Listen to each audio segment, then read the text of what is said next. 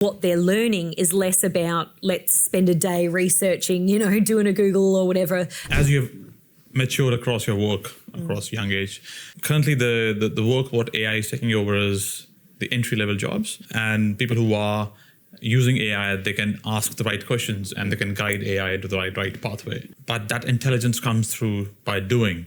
So I was an intern first, then I matured to a junior level assistant manager and senior level manager. But somebody had invested in me, my managers, to teach me what is right and wrong. Hence, today I can see, okay, this output is not good. I'll have to go back and change the output.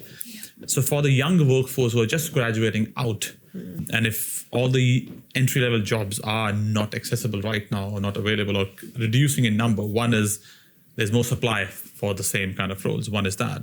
And then second, there's that opportunity for that learning experience for an individual or employee to mature with time. With 1 year of experience or 3 years of experience, that's gone. The first 3-5 years of experience, which one would learn by making mistakes and then knowing what's right, or being mentored in many ways and form, that's gone now. So for people who are young coming out as graduates, how would they learn how to prompt an AI? Yeah. I think the generations coming through are going to be more native with that. I think they're going to know what, even my little brother would be like, when he was 12, he'd be like, oh, you just do this and this and this and this on the computer and phone. And I'd be like, what? He's only 6 years younger than me, So I think in terms of knowing what prompts to ask, I think they'll be digital natives, and I think they'll probably be better than us at that. What I think is the risk is the ability to discern accuracy and quality of information coming back. So critical thinking skills is probably one of the most important skill sets, particularly for that cohort. I mean, for all of us, and particularly in a world of mis and disinformation.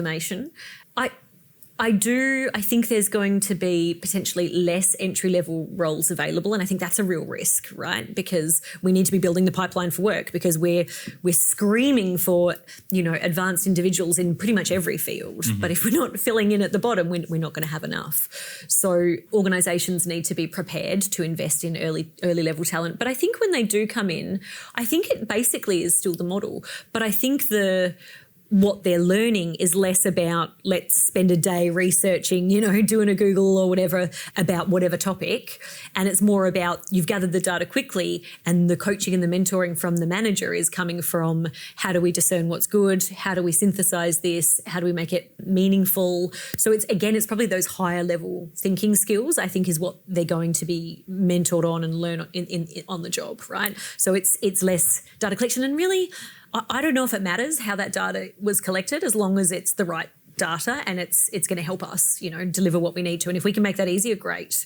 But what we need to do is make sure that the individuals who are doing that process for us know how to distinguish and discern what's good. And I guess to your point, you're saying they would know that because they've read the stuff before, but we're going to have to use different skills to be able to do that now. So how is it that we cross-reference? How do we check? How do we apply critical thinking and go, this doesn't look right, I'm going to investigate further?